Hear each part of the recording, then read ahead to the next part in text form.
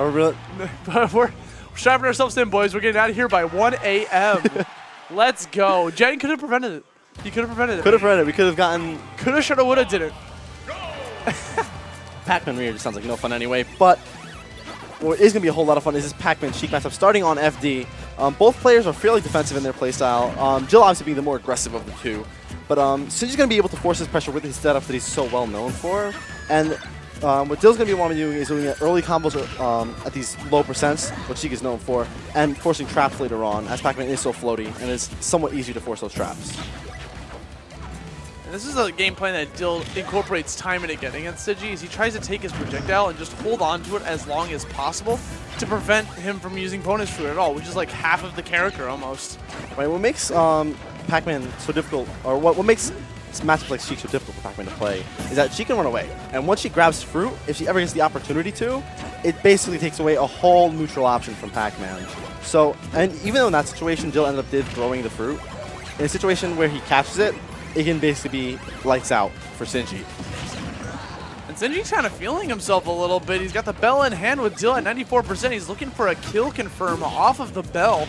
Doesn't quite get. The bell is out of play, but it doesn't matter. He's still kind of charging in, being a little bit aggressive, while kind of just, actually, you know what? He's letting Dill chase after him the entire time. He's just okay with just chilling back, throwing projectiles at this man, kicking a hydrant at him, throwing another bell. Right, he knows well that with all this rage that he has, that Dill has, he may be able to get a stock a bit earlier, even though it is Sheik.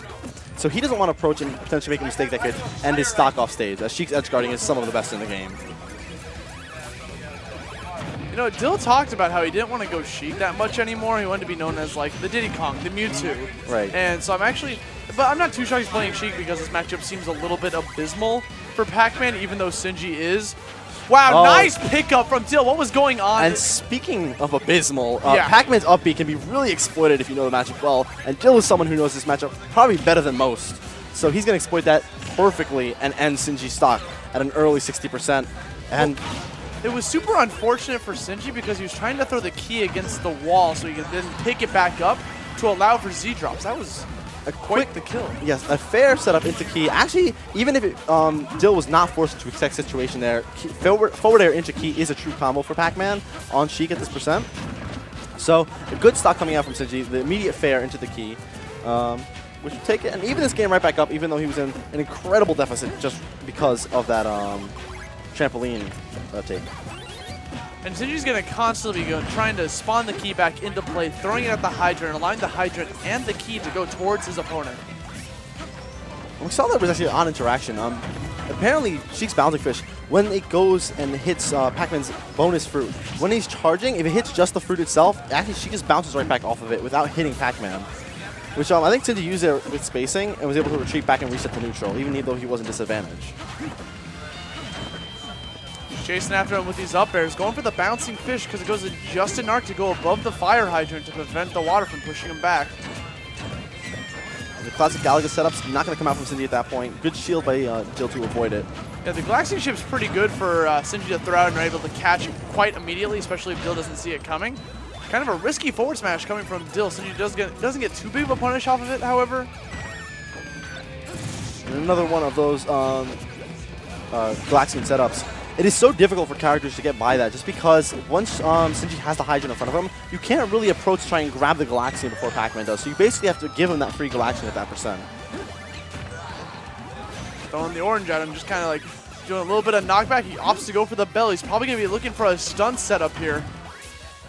Going to try to send the Hydrant at him to kind of bait him into catching it. Dill actually sees the bait coming, jumps up, grabs the bell instead. Smart stuff coming from the Ho3K Dill. Oh, wow, and the immediate F-tilt from Sinji, going to be able to hit the Hydrant right before Dill was, and it will take the stock at 130, and Sinji will win game one. He tried to throw the bell through the Hydrant, got too distracted, and Sinji's like, here's my forward tilt. Going to kick you off stage, and Sinji takes game one, which is kind of surprising for Dill. Dill was talking about how he felt so confident coming into this match against Sinji. He wasn't looking forward to the match because he just doesn't like playing against Pac-Man. It's annoying for him. But he still felt super confident, but he's on a game two with a one-game deficit. Let's see if he can bring this back. Going straight back to Final Destination, no platforms required. Right, I think he did fairly well on this stage overall. I think this is certainly one of Sheik's best stages, if not her best. So it can be difficult for a character like Sheik, or for a character like Pac-Man to even approach Sheik on a stage that's so large and flat. However, Pac-Man does a lot of the same to Sheik in a lot of ways, just because of that hydrant and these Galaxian setups that force her outside of her fair and her back air range. And just run up, pulling shield against that water hydrant. Tries to get him while he's charging the bonus fruit. Just continues applying this pressure and breaking the zone that Sinji's just trying to build up. Throwing kind of a desperate strawberry. That's like the first fruit he gets. Right, and that strawberry is actually a really great option because it does force Dill to immediate shield there. And while there was a bit too close, when Dill is running up and there's a bit of space between them, that strawberry allows for Sinji to get out of a corner and reset back to neutral. So yeah, I see a Galaxian ship. He's probably going to be looking for a setup. There he goes, and Sinji immediately picks it up because his dash speed is just fast enough to come up and pick it back up. And another quick setup there from Sinji with the Galaxian, allowing him to get a quick 30%. And with the lead here, he doesn't really have, he's not really forced to approach. This is, again, a game that I feel like a bit slower than the last. Both players are feeling each other out a bit more and waiting for each other to approach. And Dill right there, seeing his first approach and capitalizing by hitting the hydrant into Dill, or into Sinji rather. Dill saw that bell coming. He tried to air dodge through it, but just didn't come out in time, so he got stuck by it, and I thought Sinji didn't get the appropriate punish afterwards. And even an apple at this percent, Pac-Man's apple actually almost as strong as his key in terms of knockback. Has strong knockback. Right, really, actually. Pac-Man's apple is, again, an option that, while it's a bit slower than key, obviously, so it is a bit more difficult to hit, is an option that, since many people don't expect it, a lot of people are always expecting the bell, or in this case, a hydrant right to the face on Dill, and then Sinji will take the first stock. And Dill is just being so aggressive, just once again, just trying to break the zone, break this wall, tear down this wall that Sinji's putting up, so he chases after him. Didn't expect the hydrant to come down, and now he's at a stock deficit. He's going to be playing super aggressive. Right there, he read the air dodge, but he whiffed the up air that would have probably solidified that stock that he so desperately needs. Yeah, and potentially a little bit of nervousness coming out because he did lose that stock in maybe a way that he wouldn't have wanted to lose it, in a way, you know, hydrant off the top at 110. But it's going to be a matter of he has to maintain his confidence in how he was playing early on this set. He was really just outplaying Sinji in neutral. And now Sinji, with a few quick conversions, has been outplaying Dill this entire second stock. That's all you need, the classic bread and butter. Just do the needles mid-air into bouncing fish to get solidify the kill. Dill is still in this.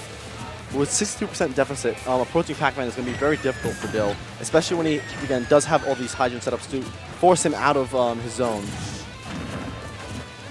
The hydrant's going all over the place. We see him trying to charge the Needle Storm in order to hit Sinji, but actually hit the fire hydrant instead, just kind of blocking all the needles and all the damage, applying onto the Pac-Man. He's chilling back and charging needles again. He's looking for an opening, tries to bouncing fish over the hydrant, doesn't get it, gets shield pressured instead. Still chilling back. We're seeing a more defensive Dill here. Just chilling back, grabbing the fruits, chilling with the Needle Storm. Nice Z-drop, actually getting the pickup right after it bounces off the hydrant. And some Sinji-esque combos actually coming out from Dill right there.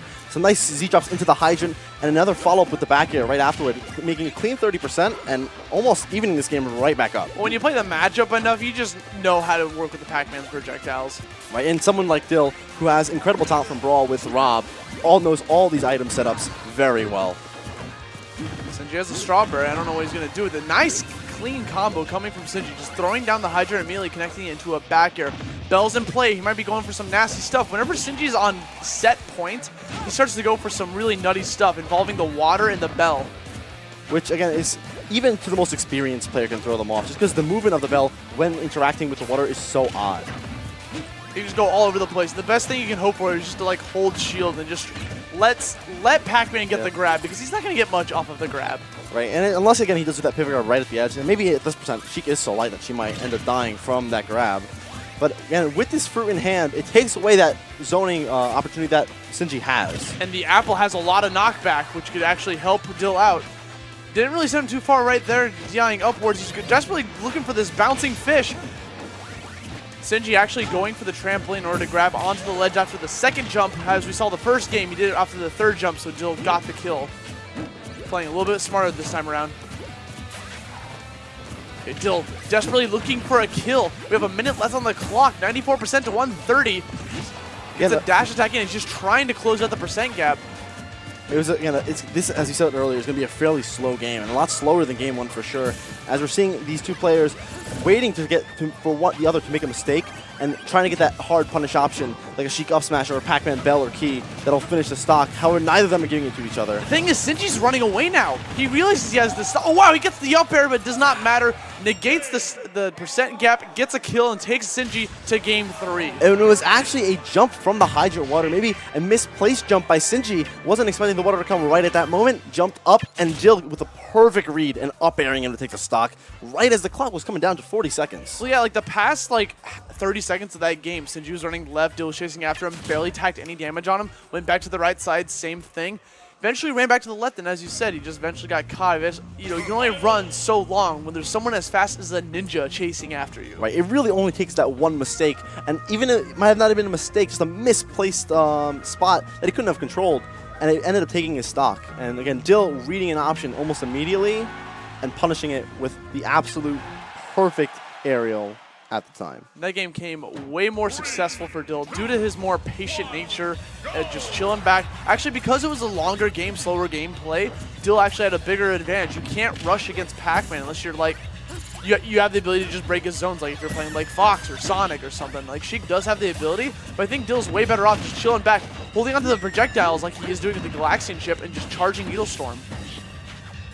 And when Dill does, again, just sit back and wait, you've seen how much more consistent his play has been. It's when he does rush in, it's always a risk against Pac-Man because his setup, as we said before, are so good and gets a clean 40% off almost every time that he does it at this percentage. It's a lot better when he does have even a slight percent lead just to wait back and wait for Sinji to make that mistake. And I'm seeing a lot more abuse of bouncing fish coming from Dill. He's starting to realize that, wait, this goes through the hydrant while it's being hit towards me, and it can actually connect into Sinji. So it's something he's just kind of throwing out. Sinji continues to get hit by it, or no punish to Dill if he gets the whiff. Again, the sides of those hydrants actually do count as a wall, so she can bounce off of them and follow up with another bouncing fish afterward. Again, bouncing fish when hopped off a wall and auto-canceled is fairly safe, so Dill doesn't really have much to lose when he does bouncing fish that hydrant. Like what we just saw right there, hit his shield, so he just got away scot-free. Momentum has definitely shifted in Dill's favor as he has a huge lead against Sinji in percent. Just tries to get rid of the hydrant. Sinji leaving himself wide open for that down tilt and the up air combo. Throwing out the burst grenade in order to try to force Sinji to recover. It was a good use of the hydrant to shift his hurt box up, but at this point it might be too little, too late, as he's already at 130 at the ledge against Sheik, touching a trap situation. That was a smart recovery coming from Sinji because he actually got trumped, but so instead of re-grabbing onto the ledge and leaving himself completely vulnerable, he opted to go for the wall jump to get back onto the stage, but it doesn't matter. Dill still gets that Needle Storm into Bouncing Fish kill. Right, and stage control is still remaining in Dill's favor. He only has 28% on him. Right, again, it was an incredibly dominant first stock. He basically kept Pac-Man at the corner or at the ledge the entire stock, so it made it very difficult for Sinji to set up his zone.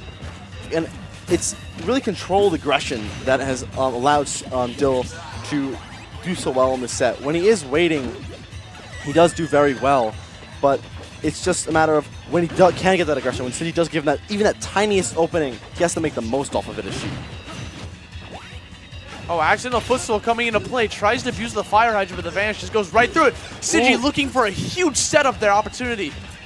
Whenever Sinji gets a Z-drop with the Galaxian chip or any of his bonus fruit, usually it's going to lead into some footstool shenanigans. He practices it so much in training mode that he brings it into the game, and we've seen it time and again. There's a time to bust it out. Now is the time when he's on his last stock. Yeah, again, he absolutely needs some sort of early conversion to get this stock off at this moment, or else Sheik, with a couple more percent, is going to be able to take this stock. He's running out of steam. He needs more coal. In Pac-Man's case, he needs more fruit. He needs more fruit. Needs more power pellets. Needs something at 1-2-3%. Meanwhile, Dill's sitting at 2 stocks. Almost killing with that Vanish. This could be it. Dill doesn't risk it. Why would he? He has such a large lead. If he would have went down there and killed himself, this could be big for Sinji, but gets a neutral air out of it instead. I'm surprised going for maybe a back air there, or potentially into the stage, a forward air or another back air, just to... And you know what?